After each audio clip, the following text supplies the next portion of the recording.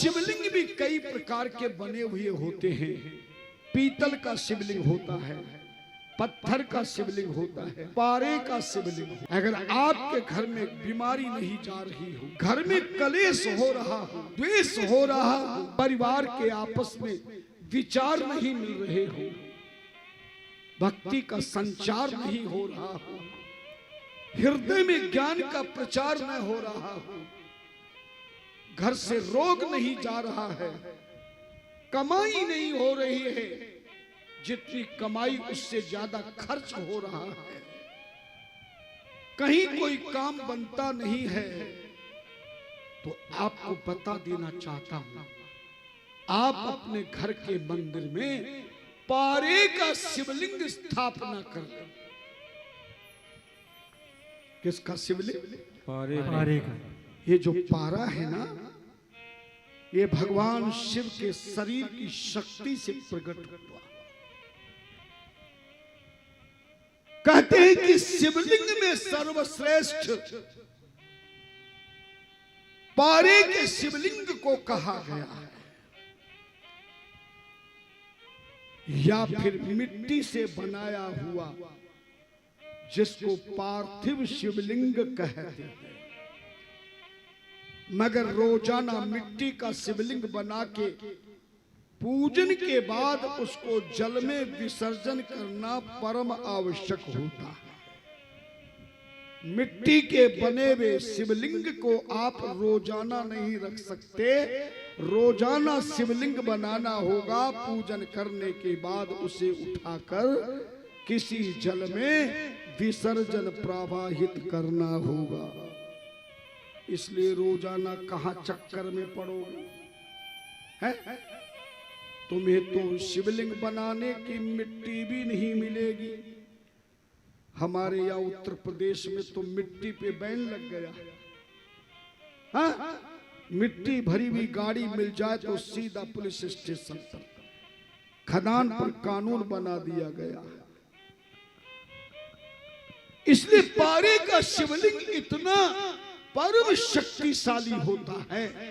आप अपने घर के मंदिर में पारे का शिवलिंग रख करके अब रोजाना विधिवत उसकी पूजा कर लें और उस शिवलिंग के जल को शालिग्राम के जल में मिला दें। किसके जल में? शालिग्राम। इसलिए घर में ये चार चीजें होना परम आवश्यक है, और जिसके घर में ये चार चीजें नहीं होंगी, आपके द्वारा की गई पूजा का कोई फल प्राप्त नहीं होगा। पहला पारे का शिवलिंग, दूसरा शालिग्राम हो, तीसरा बजने वाला शंख हो, और चौथा तुलसी के पत्ते हो, और पांचवा गंगा जल हो।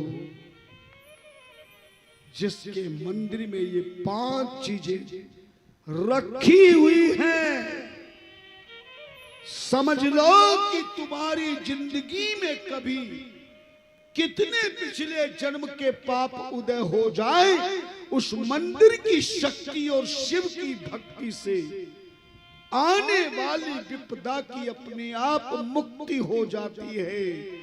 जैसे सूर्य उदय होने पर अंधेरा अपने आप भाग जाता है। अंधेरे को कोई भगाता है क्या? लेकिन जैसे ही सूर्य उदय होने लगेगा, अंधकार बिना भगाए भाग जाएगा। तो पारे का शिवलिंग हो, और घर के मंदिर में इस शिवलिंग के पास में गंगा जल भी रखा हुआ हो। हमें मालूम है कई लोग शिवलिंग तो रखते हैं पर गंगा जी को नहीं रखते हैं। आज बताएंगे गंगा और शिव जी का आपस में क्या रिलेशन है। कहते हैं कि शिवलिंग जिस दिशा में रखा जाए, और शिवलिंग को आप कौन सी दिशा में रखोगे? ईशान दिशा में। अब तुमने बता दिया, मैं इनसे पूछ रहा था। मगर तुम तो इनका सहयोग करोगे भैया। बढ़िया मलाईदार दूध मिल रहा है, फल मिल रहे हैं, ड्राई फ्रूट। बोले जिसका खाता है उसी का गाता है, तभी तो दोनों में आनंद आता है। बताया था शिव जी का कौन सी दिशा है, बताया था ना, भूल तो नहीं जाओगे ना। हमारी बात को भूलना मत भाई।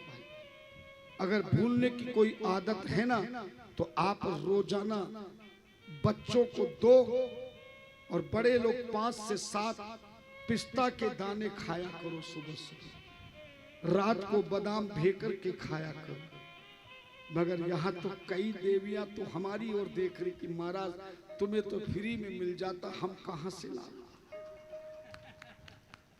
ध्यान देना, जितनी चीजें मैं बताऊं उसको जरा दिमाग में रखना कि भगवान शंकर का शिवलिंग अगर मंदिर में रखेंगे तो कौन सी दिशा में रखेंगे? ईशान। और इसी शिवलिंग के पीछे की तरफ शिव जी का दरबार रखेंगे। अकेले शिव की तस्वीर घर के मंदिर में ही नहीं, घर के किसी भी स्थान पर जिस तस्वीर में, जिस मूर्ति में केवल अकेले शिव जी हो, तो ऐसी तस्वीर मूर्ति कभी भूल कर भी घर में, मंदिर में नहीं, कहीं नहीं लगाना। हमेशा गृहस्थ के जीवन में शिव परिवार की मूर्ति हो या शिव पार्वती के साथ में मूर्ति या तस्वीर हो। और घर के मंदिर में कभी भी बड़ी तस्वीर या बड़ी मूर्ति नहीं रखनी चाहिए। छोटी से छोटी रखो तो 3 इंच के बराबर, शास्त्र तो अंगूठे के बराबर कहता है, 9 अंगुल के बराबर कहता है, पर आप उस भाषा को नहीं समझ पाएंगे। आपको आज की भाषा में समझाता हूं। अगर मूर्ति कोई भी रखो तो छोटी से छोटी हो तो 3 इंच की मूर्ति हो या 3 इंच से छोटी हो, पर अंगूठे के बराबर के नीचे नहीं होना चाहिए। घर का मालिक का जो सीधे हाथ का अंगूठा है, जितनी ऊंचाई में अंगूठा है, इससे छोटी किसी भी प्रकार की तस्वीर या मूर्ति घर के मंदिर में नहीं रखनी चाहिए। और घर के मंदिर में अगर बड़ी से बड़ी मूर्ति रखना हो तो 9 इंच से ज्यादा बड़ी कोई भी तस्वीर, कोई भी मूर्ति घर के मंदिर में नहीं रखनी चाहिए। शिव महापुराण में ऐसा बताया गया है, संतों ने ऐसा समझाया है, अन्य ग्रंथों ने भी हमें यह ज्ञान सिखाया है। तो घर के मंदिर में छोटी से छोटी मूर्ति 3 इंच के बराबर हो और बड़ी से बड़ी कितने इंच की होनी चाहिए? 9 इंच। और एक ही जैसी कई तस्वीर नहीं होनी चाहिए। कई जगह हम गए कि महाराज ये मेरी माता ने दिया था, ये किसी संत ने दिया था, सो मैंने रख लिया है। किसी का दिया हुआ हो, पर याद रखना शिवलिंग एक ही होना चाहिए। शिवलिंग पत्थर का भी रखा जा सकता है, शिवलिंग स्फटिक का भी रखा जा सकता है, पर शिवलिंग पारे का शिवलिंग हो। शिवलिंग 3 इंच से छोटा हो सकता है, लेकिन 5 इंच से ज्यादा बड़ा नहीं होना चाहिए। घर के मंदिर की बात कर रहा हूं। और किसी भी प्रकार की भगवान की प्रतिमा, मूर्ति घर के बाउंड्री में प्राण प्रतिष्ठा नहीं करानी चाहिए। जो हमारे घर परिवार के रहने की बाउंड्री बनी हुई है, उस बाउंड्री के अंदर किसी प्रकार का प्राण प्रतिष्ठित, जो मंदिर, नगर के मंदिर में भगवान की प्राण प्रतिष्ठा होती है, ऐसी मूर्ति कभी नहीं करानी चाहिए। प्रतिष्ठित मूर्ति होनी चाहिए, चल मूर्ति होनी चाहिए, अर्थात उसको उठाकर स्नान करा सके, उसको उठाकर कहीं भी रखकर पूजा कर सके, ऐसी तस्वीर और मूर्ति होनी चाहिए। शिवलिंग के पास में ही उत्तर दिशा की ओर एक छोटे से पीतल या तांबा या चांदी की छोटा सा एक पात्र हो, जिसका ढक्कन चूड़ीदार हो, इसमें गंगा जल भरकर, और अगर आपके पास कोई हो एक चांदी का सिक्का उसमें डाल दीजिएगा, एक सुपारी डाल दीजिएगा, इस छोटी सी पात्र के गर्दन पर कलावे का धागा बांध दीजिएगा और उसको ढक्कन बंद करके शिवलिंग के पास में हमेशा मंदिर में रखिए। और इस पात्र का नाम है जलहरी। क्या नाम है? जलहरी। जोर से बोलो। जलहरी। हाँ, पता है ना, आप कोई भी ऐसा परिवार मुझे दिखाई नहीं दे रहा है जिसके घर के मंदिर में गंगा जली रखी हुई है। किन किन के घर में रखी गंगा जली?